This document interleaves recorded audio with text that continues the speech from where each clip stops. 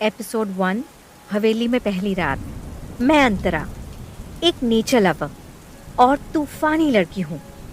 Nature lover का मतलब है कि मैं नेचुरल चीज़ों से बहुत प्यार करती हूँ।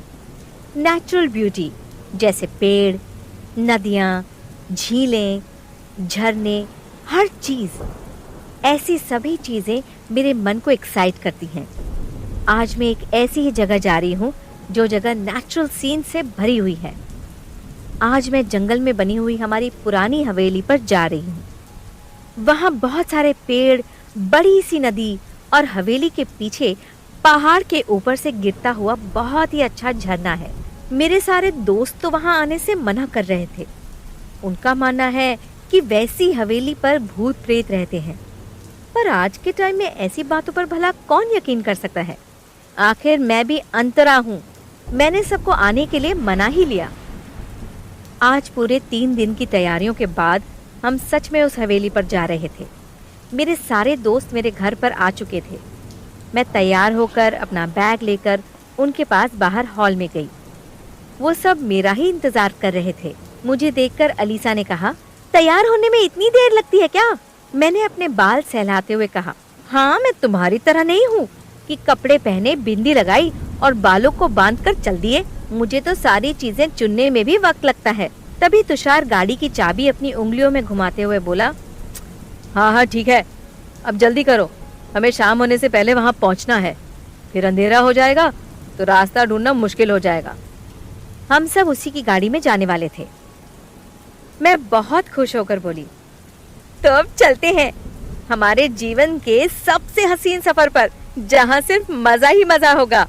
सब अपने अपने बैग लेकर तुषार की गाड़ी में बैठ गए। उसी के साथ हमारा हवेली पर जाने का सुहाना सफर शुरू हो गया। हम 5 दोस्त थे, मैं, तुषार, अलीसा, रिहान और रेशमा। हम पांचों में से मेरे और तुषार के अलावा सभी के चेहरों पर थोड़ा थोड़ा डर दिखाई दे रहा था। तुषार बिल्कुल मेरे जैसा था, ना कोई डर, ना ही मौत का खौफ। बस जिंदगी को अपने तरीके से जीना और मुसीबत आने पर जमकर लड़ लेना। मेरी मानो तो जिंदगी ऐसे ही जीनी चाहिए। कदम कदम पर एक डर के साथ जीने में कुछ मजा नहीं आता। उस तरह जीने से तो जिंदगी का पूरा मजा ही चला जाता है। हम धीरे धीरे हवेली की ओर आगे बढ़ रहे थे। उसी समय मेरा दिल तेज हो गया। ये दिल भी एक अजीब चीज है। जो चीज या इंसान हमें खुश करता है, ये दिल उससे मिलने के लिए बावरा हो जाता है। मेरे दिल की धड़कन भी बढ़ गई, जैसे कि मैं अपने पहले प्यार से मिलने जा रही थी। आखिरकार वो हवेली मेरे पहले प्यार की तरह ही तो थी। मैं बहुत लंबे टाइम से ऐसी जगह जाना चाहती थी। यह ख्वाहिश आज सालों बाद पूरी होने वाली थी। एक इंसान अपने पहले प्यार को मिलने के लिए जितना एक्साइटेड होता है ना, उतनी ही एक्साइटमेंट से मैंने इस हवेली में जाने का इंतजार किया था। मैं बस अपनी मंजिल तक पहुंचने ही वाली थी। मेरा दिल खुशी के मारे झूम उठा था। वैसे तो सबके दिल की धड़कन तेज हो गई थी, पर उन लोगों की धड़कन डर के मारे तेज हो गई थी, जबकि मैं तो बहुत ही खुश थी। बस अब थोड़ी ही देर में हवेली आने वाली थी। शाम होने लगी थी। जंगल में झाड़ियों की वजह से 5 बजे भी अंधेरा होने लगा था। थोड़ी देर बाद हवेली आ गई। क्या मस्त नज़ारा था। जैसे ही मैंने वो नज़ारा देखा, मेरा दिल उसमें ही डूब गया। मैं कार से बाहर निकली और धीरे धीरे हवेली की तरफ चलने लगी। ये हवेली मेरी थी, लेकिन मुझे बहुत लंबे अरसे बाद इसके बारे में पता चला था, जिसका मुझे बहुत दुख हुआ। मेरे पापा की डेथ के बाद इस हवेली को बंद कर दिया गया था। वैसे ये हवेली बड़े पापा की थी, लेकिन बड़े पापा के कहने पर हवेली को पापा के नाम कर दिया था। लेकिन अचानक इतनी अच्छी जगह छोड़ने का कारण आज भी बरकरार था, लेकिन मुझे उस कारण की ज़्यादा परवाह नहीं थी। आज मेरी माँ के जाने के बाद मुझे बड़ी माँ ने इस हवेली के बारे में बताया। मम्मी ने पापा के दोस्त से शादी की और अपने घर चली गई। गहने, पैसे और पापा की कंपनी सभी उनके नाम पर थे। मैं आज दूसरी बार अनाथ हो गई थी। मुझे भी इस हवेली में न आने के लिए इन्फॉर्म किया गया था। इस हवेली में पापा की डेथ हो गई, इसलिए इस हवेली के आसपास कोई नहीं आता था। पापा की डेथ के बाद हमारे परिवार ने कई सालों तक इस हवेली की ओर देखा तक नहीं था। आज 1 साल बाद मैं इस हवेली पर आई थी। मेरे अंदाज में यहाँ कई राज दफन थे, जिसका पता अब मुझे ही लगाना था। मैं पहले हवेली की ओर आगे बढ़ी। मेरे पीछे मेरे सारे दोस्त आने लगे। कुछ ही समय में पूरी हवेली पर अंधेरा छा गया। सिर्फ पानी के बहने की आवाज़ आ रही थी। मैं हिम्मत कर आगे बढ़ रही थी, तभी किसी ने मेरा हाथ पकड़ा। मैंने उसी वक्त पीछे मुड़कर देखा। वो तुषार था। तुषार ने मुझसे कहा, तुम आगे बढ़ो, मैं हर कदम तुम्हारे साथ हूँ। वो मेरा हाथ पकड़कर मेरे साथ चलने लगा। उसके कुछ लफ्ज़ों ने मुझ में एक अलग ही एनर्जी भर दी। मैं उसके साथ हवेली के अंदर आ गई। बड़े पापा ने हवेली की साफ सफाई करवा दी थी। हम सब अपने अपने कमरों में आ गए। तुषार मुझे अपने कमरे में छोड़ने के बाद ही अपने कमरे में गया। हम सब कॉलेज स्टूडेंट्स ही थे। वो सब किराए के मकान में या पीजी में रहते थे, इसलिए मैंने इस हवेली में आने का फैसला किया ताकि उन सभी को किराया न देना पड़े और हम सब एक साथ रह सकें। इस हवेली में अभी बहुत कुछ किया जाना बाकी था, जिसका काम मेरे बड़े पापा ने संभाला था। वो अपना काम अच्छे से कर रहे थे। उन्होंने हवेली को रहने लायक भी बनाया। मैं नाइट गाउन पहनकर बिस्तर पर लेट गई। पूरी हवेली देखने के लिए मैं बहुत एक्साइटेड थी, लेकिन अंधेरे में कुछ भी अच्छे से दिखना इम्पॉसिबल था। इसलिए मैंने सिर्फ आराम करने के बारे में सोचा। जैसे ही मैं बिस्तर पर गिरी, मुझे नींद आ गई। आधी रात में मैं बहुत डरी हुई थी। मैं दबी हुई आवाज़ में घबराते हुए बोली, तुम कौन हो? यहाँ क्या कर रहे हो? उसने बड़ी ही डरावनी आवाज़ में कहा, ये हवेली मेरी है। आप यहाँ नहीं आए, आपको यहाँ लाया गया है। उसकी आवाज़ से डरकर मेरी आंख खुल गई। मैंने एक नज़र कमरे की घड़ी पर डालते हुए खिड़की की ओर देखा। हवाएं तेज़ हो गई थी। घड़ी 12:30 का टाइम बता रही थी। मैंने जल्दी से उठकर खिड़की बंद कर दी। आज से पहले ऐसा सपना मैंने कभी नहीं देखा था। मुझे उस सपने का मतलब समझ नहीं आया। मैं फिर से सो गई। अब नींद आना मुश्किल था, फिर भी मैं सोती रही। आप सुन रहे हैं हवेली।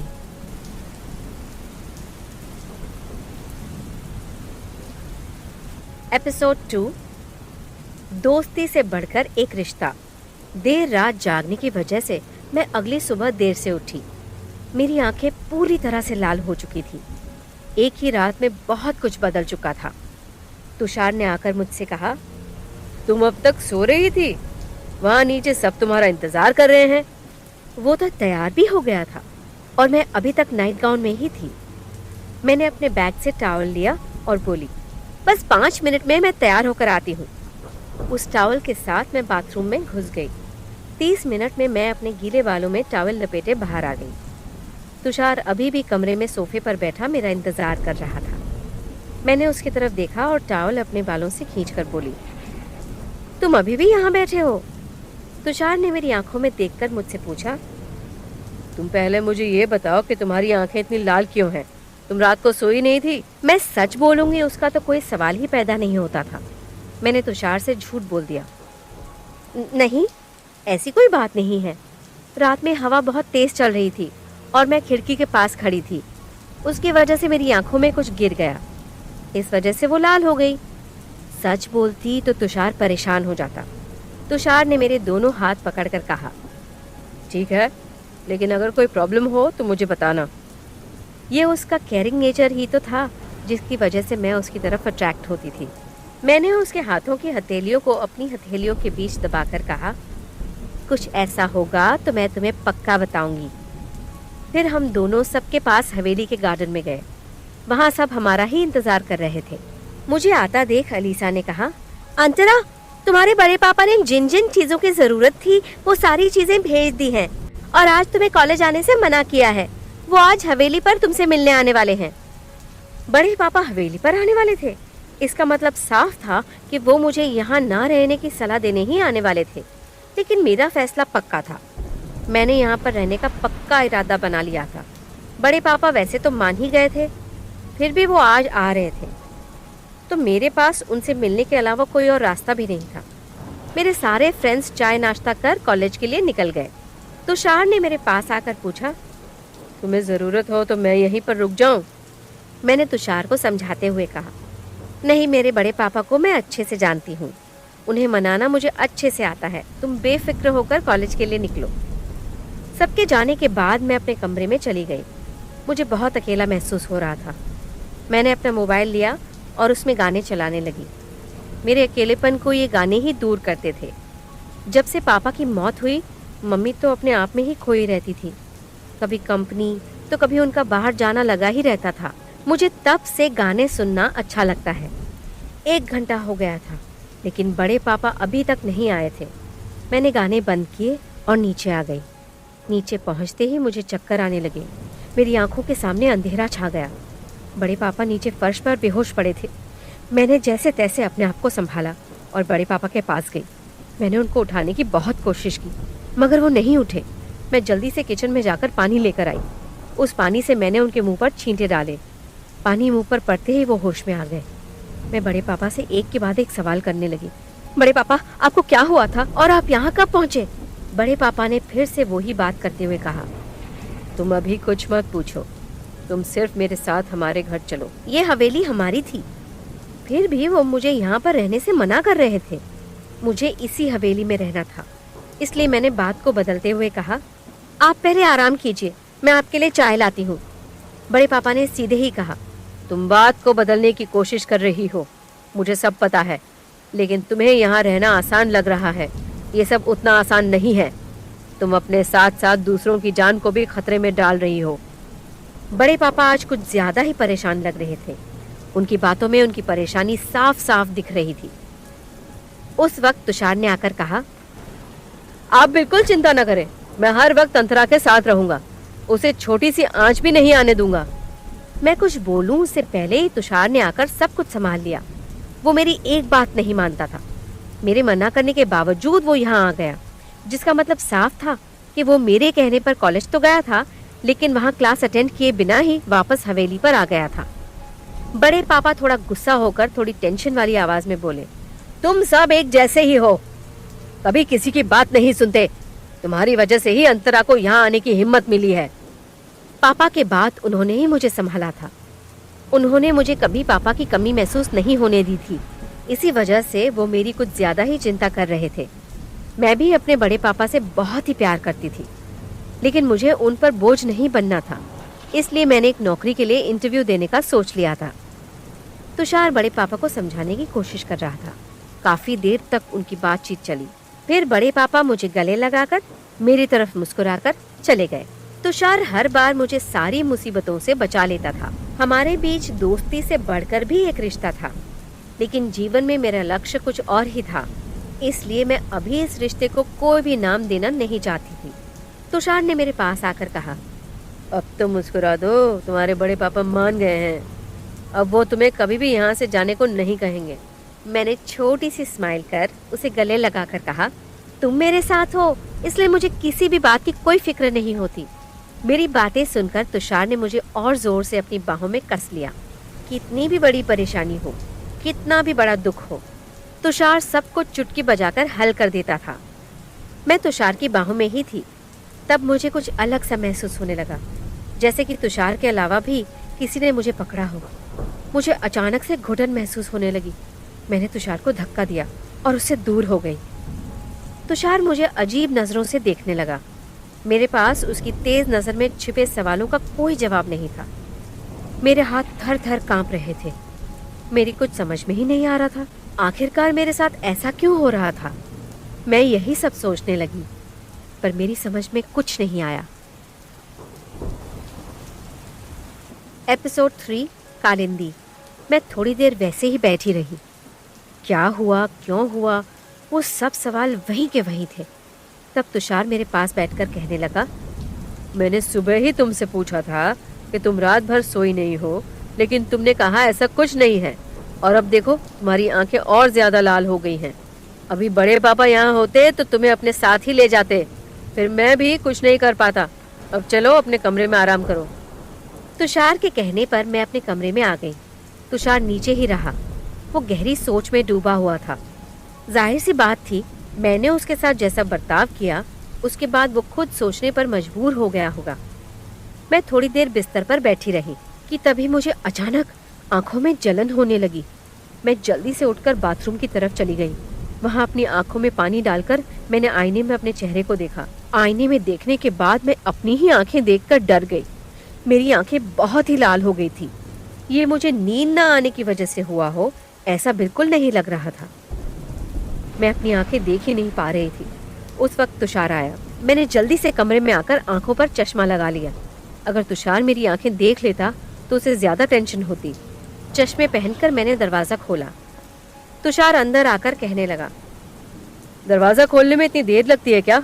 मैं कितना परेशान हो गया था।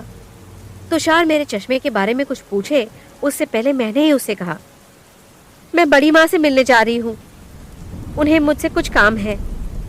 तुषार ने मेरे आगे आकर कहा, मैं भी तुम्हारे साथ आता हूँ, वैसे भी मुझे अकेला यहाँ पर मजा नहीं आएगा।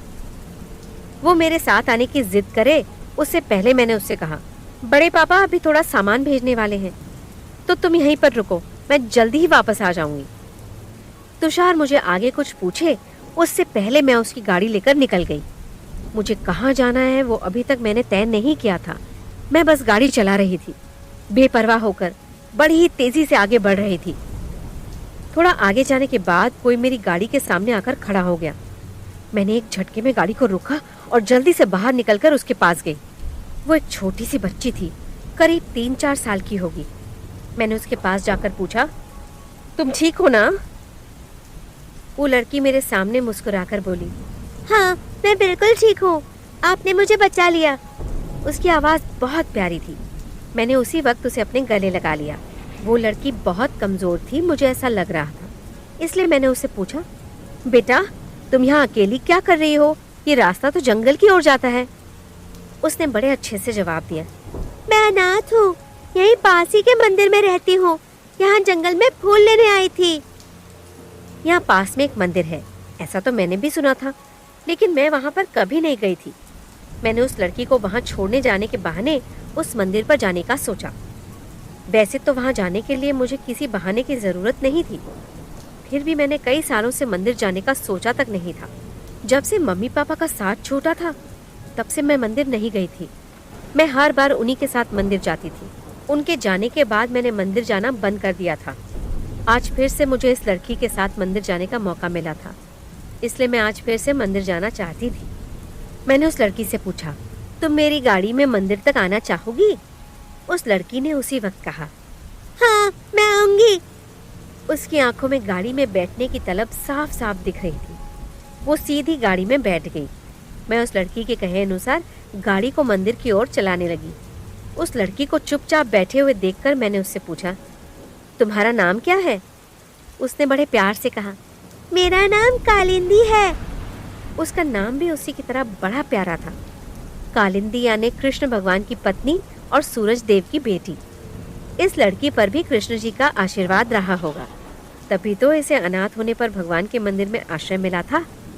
कालिंदी के बताए रास्ते पर चलकर हम मंदिर पहुंच गए। मंदिर दुर्गा माता का था। संजोग से मैंने भी गले में दुर्गा माता को पहना हुआ था। उसे मुझे मेरे पापा ने दिया था। उन्होंने खुद दुर्गा माता को मेरे गले में पुरुषोत्तम मास में पहनाया था। कालिंदी मुझे मंदिर के बारे में बताते हुए बोली, दीदी मैं इसी मंदिर में रहती हूँ। ये मंदिर जंगल के पास है, इसलिए यहाँ ज्यादा लोग नहीं आते। मंदिर में आवाज सुनकर पुजारी जी बाहर निकले और मुझसे कहने लगे, बिटिया इस मंदिर पर ज्यादा लोग आते नहीं हैं, पर ये मंदिर काफी पुराना है, तो इसकी कई खासियतें हैं जो आज तक मुझे भी पता नहीं चल पाई हैं। पुजारी जी बड़े ही रहस्यमय तरीके से मंदिर के इतिहास के बारे में बता रहे थे। मैं पुजारी जी की बातें सुन रही थी। तभी कालिंदी ने कहा, दीदी आप यहीं रहना, मैं भी आपके लिए प्रसाद लेकर आती हूँ। कालिंदी के जाने के बाद पुजारी जी ने मुझसे कहा, बेटा आपने तो खुद ही अपने गले में दुर्गा माता को पहना हुआ है, आप तो खुद ही दुर्गा माता का अंश हो। तभी मेरी और पुजारी जी की बातों के बीच किसी और ने कहा, पुजारी जी ये दुर्गा माता के साथ साथ काली माता का भी अंश है। वो आवाज़ किसी लड़के की थी जो मेरे बारे में ही बोल रहा था। मैंने उसी वक्त पीछे मुड़कर देखा तो वो तुषार था। वो मेरे पीछे पीछे यहाँ तक पहुँच गया था। ये लड़का बड़ा ही अजीब था, मुझे एक पल के लिए भी अकेला नहीं छोड़ता था। तुषार को देखकर मैंने उससे पूछा, तुम यहाँ क्या कर रहे हो? उसने मेरे सवाल का जवाब ना देते हुए बात को बदल दिया और कहने लगा, पुजारी जी मंदिर में भला चश्मे पहनकर कौन आता है, वो भी काले रंग के। पुजारी जी मेरी तरफ देखकर हंसने लगे। तुषार मेरे पास आकर मेरी आंखों पर से चश्मा हटाने लगा। मैं कुछ बोल पाऊं उससे पहले तो उसने चश्मा हटा भी दिया। चश्मा उतर जाने के बाद भी तुषार ने कुछ नहीं कहा। उसका बिहेवियर भी नॉर्मल ही था। कालिंदी प्रसाद लेकर आई। उसने मुझे और तुषार को प्रसाद दिया। हम दोनों प्रसाद लेकर मंदिर में माथा टेक कर गाड़ी की ओर चलने लगे। मैं गाड़ी का दरवाजा खोल रही थी, तब कालिंदी मेरे पास आकर कहने लगी, दीदी कभी कभी यहाँ आते रहना। उसकी बातें सुनकर मैं उसे मना नहीं कर पाई और मैंने कह दिया, हाँ मैं जरूर आऊंगी, मेरे साथ साथ इन जनाब को भी लेते आऊंगी। तुषार यहाँ बिना बताए मेरे पीछे आया। उसके लिए मैं उससे थोड़ा गुस्सा थी, जो उसकी समझ में आ गया था। वो बिना कुछ बोले गाड़ी के अंदर बैठ गया। मैं भी कालिंदी के सामने हंसकर गाड़ी में बैठ गई। कालिंदी मेरे जाने तक वहीं खड़ी रही। एपिसोड 4 पहेली। हमारी गाड़ी हवेली की ओर आगे बढ़ने लगी। कुछ देर बाद कालिंदी भी दिखाई देना बंद हो गई। तब मैंने तुषार से पूछा, तुम मंदिर कैसे पहुंचे? तुम्हें उस मंदिर के बारे में कहां से पता चला? तुषार ने मेरे सवालों का जवाब दिए बजाय उल्टा मुझसे ही पूछा, ये सवाल तो मैं भी तुमसे पूछ सकता हूँ कि तुम तो बड़ी माँ से मिलने जा रही थी, तो अचानक उस मंदिर में कैसे पहुंच गई? इस बार मैंने जो हुआ वो सब बता दिया। बस ये नहीं बताया कि मैं बड़ी माँ से मिलने नहीं जा रही थी। ये बात छुपाकर मैंने तुषार से कहा, मुझे रास्ते में वो लड़की मिल गई। वो मेरी गाड़ी से टकराने ही वाली थी, पर मैंने गाड़ी रोक दी और वो बच गई। फिर मैंने उसके बारे में पूछा तो उसने बताया कि वो अनाथ है और पास ही के मंदिर में रहती है, तो मैं उसे वहां छोड़ने के लिए चली गई। तुषार मेरी बातें सुनकर मेरे सामने अजीब सी नजरों से देखने लगा, जैसे उसे मेरी बातों पर विश्वास ही नहीं हो। वो मुझसे कोई ऐसा सवाल पूछे जिसका मैं जवाब ना दे पाऊं, उससे पहले मैंने ही उसे पूछ लिया। मैंने मेरा जवाब दे दिया, अब तुम यहाँ कैसे पहुँचे वो मुझे बताओ। उस पर तुषार का जवाब आया, मैंने तुमसे कहा था मुझे अकेले वहाँ पर मजा नहीं आएगा, तो मैंने बड़े पापा को फोन किया। उन्होंने कहा कि वो सामान शाम को भेजेंगे, इसलिए मैंने फोन में यहाँ आसपास कोई अच्छी जगह ढूंढना शुरू कर दी। उस वक्त मुझे इस मंदिर के बारे में पता चला, तो मैं गूगल मैप को फॉलो कर यहाँ पहुँच गया। तुषार ने सब कुछ बता दिया। अब इसे संजोग समझूं या तुषार ने कहा वो सब झूठ था और वो मेरा पीछा करते करते मंदिर पहुंचा था? वो बात भी सच थी या नहीं, ये बात मेरी समझ में नहीं आ रही थी। मैंने आगे कुछ बोले बिना ड्राइविंग पर ध्यान दिया। मॉनसून के मौसम के कारण सड़कों पर पानी भर गया था, इसलिए कार को बहुत धीरे धीरे चलाना पड़ रहा था, लेकिन मेरे दिल की धड़कनें तेज हो गई थी।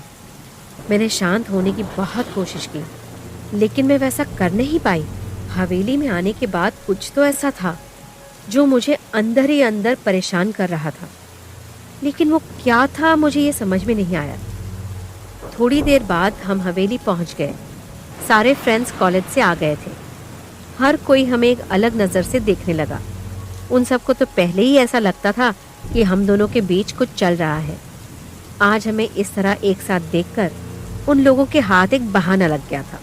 अब वो लोग इस बात को हथियार बनाकर हमें परेशान करने का एक मौका नहीं छोड़ने वाले थे। अलीसा हमें देखकर धीरे से मुस्कुराई और बोली, फ्रेंड्स, अब मुझे समझ में आया कि अंतरा को इस हवेली में आने की इतनी जल्दी क्यों थी। अलीसा की बातों में सब अपने सुर पिरोने लगे। उससे पहले मैंने ही कहा, तुम लोगों को तो बस कोई बहाना चाहिए होता है, लेकिन आज मैं पहले से ही बता देती हूँ कि आज इस बात पर कोई डिस्कशन नहीं होगा। मेरे सारे दोस्त मेरी सारी बातें मानते थे, इसलिए वो सब चुप होकर अपने अपने कमरों में चले गए। मैं भी अपने कमरे की ओर जाने लगी। कमरे में आकर फ्रेश होकर मैं आईने के सामने खड़ी होकर अपनी आंखें देख रही थी। मेरी आंखें अब बिल्कुल नॉर्मल हो गई थी। मैं कॉलेज का कुछ काम करने के लिए स्टडी रूम की तरफ गई। मैं अपने कमरे के दरवाजे पर ही पहुंची थी कि उस वक्त तुषार मेरे कमरे में आ गया। वो कमरे में आया और उसने दरवाज़ा बंद कर दिया। मैं उसकी हरकतों से चौंक गई। मैंने तुषार से पूछा, तुम यहाँ क्या कर रहे हो? तुषार मेरे बहुत करीब आ गया और बोला, मुझे पता है तुम भी मुझे पसंद करती हो, तुम्हारा दिल भी मुझे देखकर ज़ोरों से धड़कता है, तो तुम इसे एक्सेप्ट क्यों नहीं करती? हमारे सारे दोस्त हमारे बीच प्यार देख सकते हैं, तो तुम उस प्यार को क्यों नहीं देख सकती? तुषार को मुझसे ये सवाल पूछने का पूरा हक था। मैं भी सब कुछ देख सकती थी, लेकिन मेरे पास कहने के लिए कुछ नहीं था। फिर भी हमारे बीच प्यार था। वही मेरे लिए बहुत कुछ था। इसे साबित करना ज़रूरी नहीं था।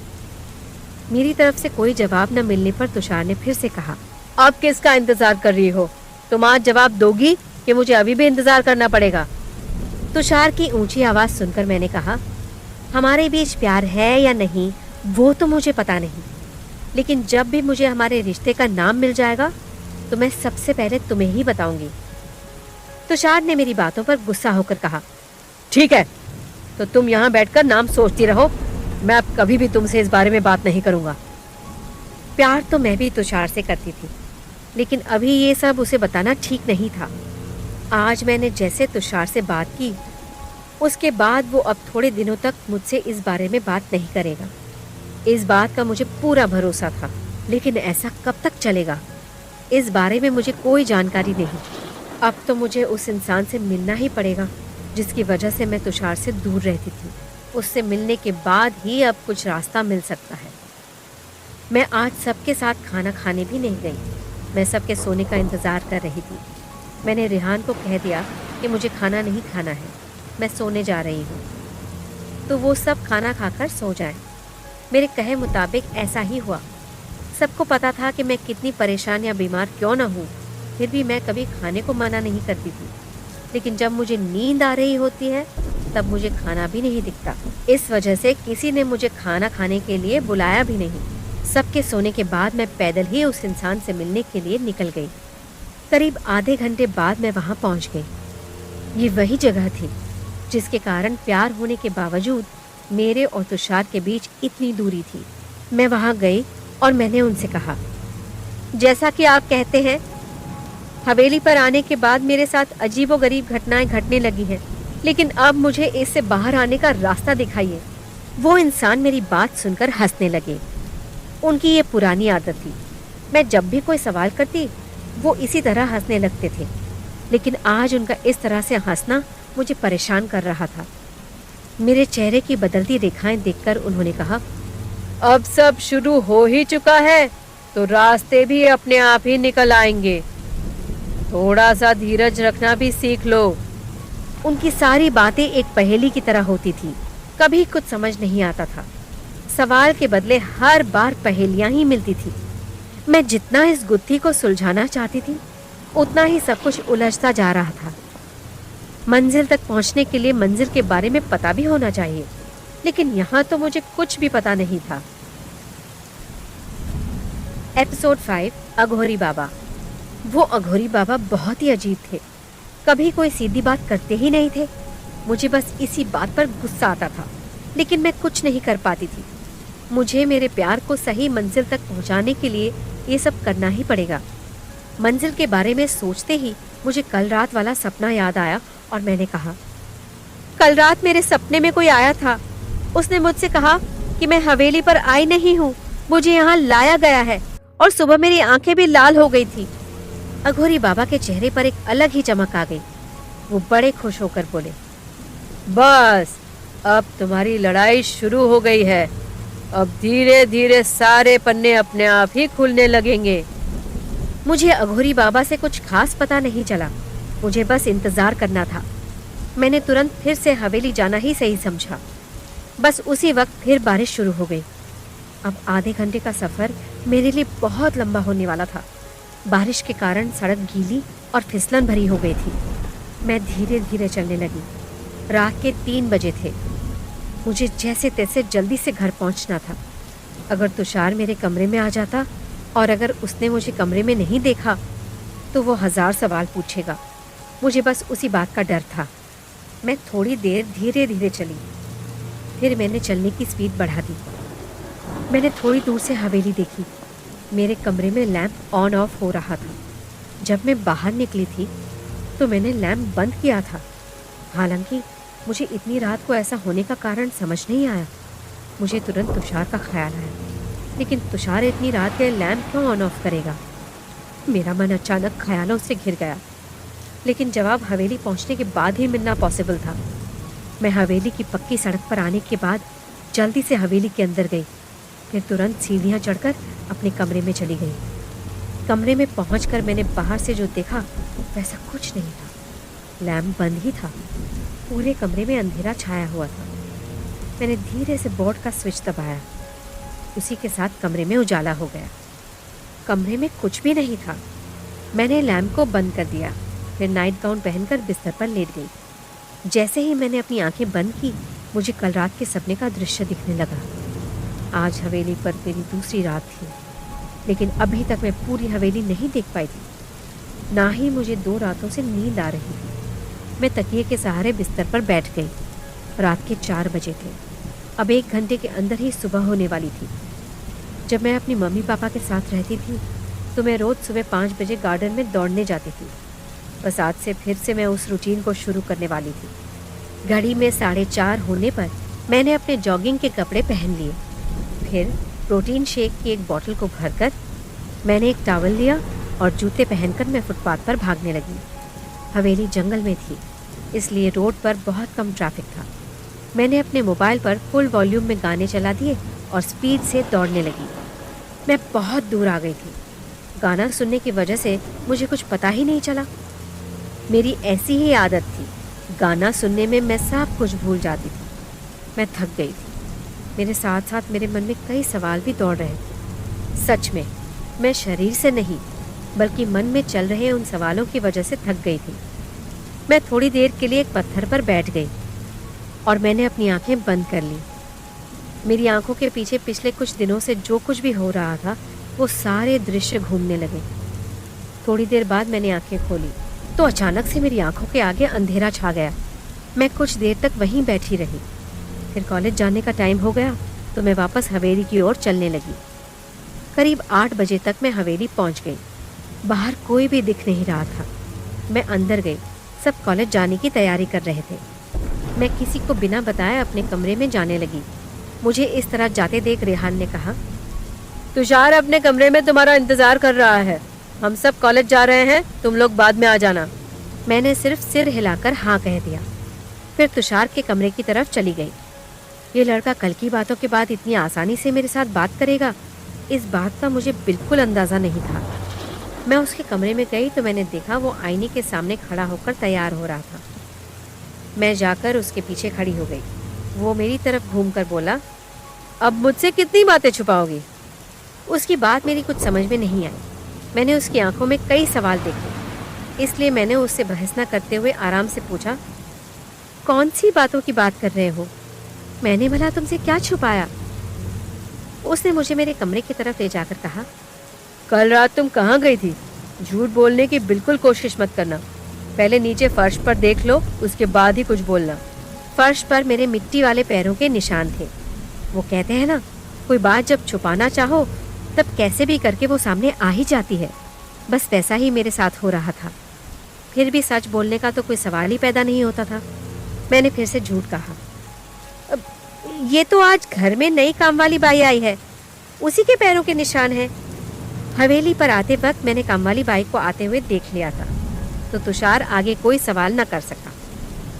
तुषार ने कोई सवाल तो नहीं किया, लेकिन उसे मेरी बातों पर पूरा यकीन भी नहीं हुआ था और वो उसकी आंखों में साफ साफ दिख रहा था।